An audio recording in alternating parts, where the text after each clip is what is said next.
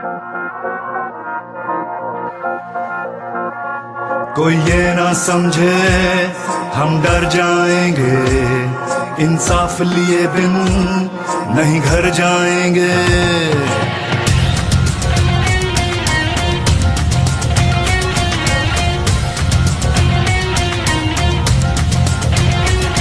कोई ये ना समझे हम डर जाएंगे, इंसाफ लिए बिन नहीं घर जाएंगे। कोई ये ना समझे हम डर जाएंगे। बिस्मिल्लाहिर्रहमानिर्रहीम। د नया پیغام نیوز کتونکو دا وخت منګه منګور بایپاس کې ولاړ یو او ماسوتن دی دلته د بیوټیفیکیشن پروجیکټ د لاندې سولر لایټس لګي او د سولر لایټس د سپرویژن لپاره د دې علاقې تحصیل کونسلر شاهد علي خان ولاړ دی سره تعلق ساتي. هغه د دې سپرویژن کوي، د په خپل نگراني کوي چې دا شی په ښه طریقه وشي او په وخت وشي. دغه سلسله کې د ناظم صاحب سره خبرې کوو چې د پروجیکټ په حواله د دوی څه خیالات دي. بسم الله الرحمن الرحیم. زه خو اول تاسو نه پیغام د ټي وي ډېر شکریا ادا کوم، تاسو ټایم راکو. تاسو چونکې ګورئ روژه ده، په دې کې زمونږ الحمدلله کم مونږ چې وعدې کړې کارونه روان دي. بیوټیفیکیشن په حواله سره چې په کې بي کې کم شپږو اضلاعو کې کارونه روان، پای کې یو سوات هم دی او په سوات کې بیا منګوره سیټي ده. نو په منګوره سیټي کې زمونږ سره د ښایست او د ښکلا علاقې چې دي نو هغه سیدو پارک شو یا بایپاس شو یا فضاګټ دا ایریا زما یونین کونسل چونکې ټول دا د سیند غاړه ده دا ایریا ده. نو موږ په دې کې خپل ډیمانډ کړو چې دې کې ټول نه سیوا سولر سیستم ولګي. دلته خلک راځي چکر له راځي، سیند غاړې ته راځي او سیر و تفریح له راځي. نو د هغو دپاره دلته به ډېر زیات تکلیف و د ماښام نه بعد دلته تیاره او دا کم سیستم چې مونږ نوی تاسو ته ټیکدار صاحب خبر وکړه چې دا بالکل نوی لیټسټ ټیکنالوژي ده. دې کې به انشاءالله تعالی زموږ سره په هر 80 فوټ بعد یو ټاور لګېدلی او هغه ټاور چې دی نو که پای کې څه پرابلم راځي هغه به زموږ سره د دوی سره کم سیستم دی دوی ته پته لګي او انشاءالله او په هغه ټایم باندې کلیر کوي. کوشش کوو چې روانه میاشت کې انشاءالله تعالی دا سټارټ شي او خلک د دې نه مستفید شي. ډېره مهرباني.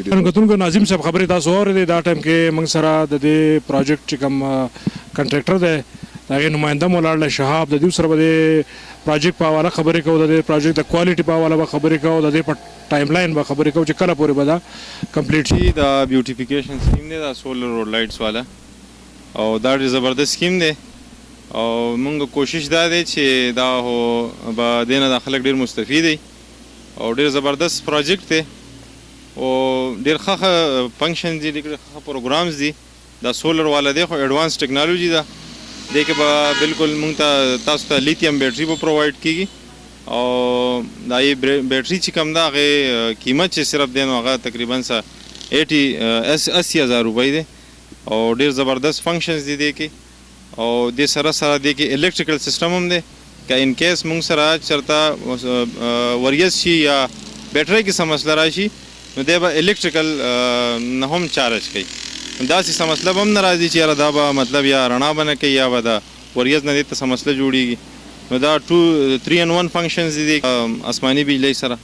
نو انشاءالله تاسو به دې نه مستفیده شئ او زموږ کوشش دا دی چې موږ دا پروجیکټ د روان نیکسټ منت کې انشاءالله چې کمپلیټ کړو. شهاب صاحب یو تپوس ته نه کومه د دې نه مخکې په دې کانجو پل کې یا نور داسې ځای په ځای په سوات کې دغه شان سولر لایټس لګېدلي خو ډېر لږ وخت هغې کار وکړو، د هغې نه پس هغه خراب شو.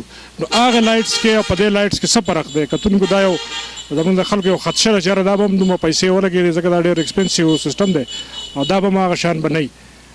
دا به دغه تاسو څنګه انشور کوئ؟ یاره جي د هغې سیسټم ما هو یو نظر کتلی دی خو هغه چې کوم دی هغه دی بالکل لوکل سیسټم لګولی دی او زمونږ کمپني چې کوم کار کوي نو مونږ ټول سټینډرډ کوالټي والا شیونه لګو.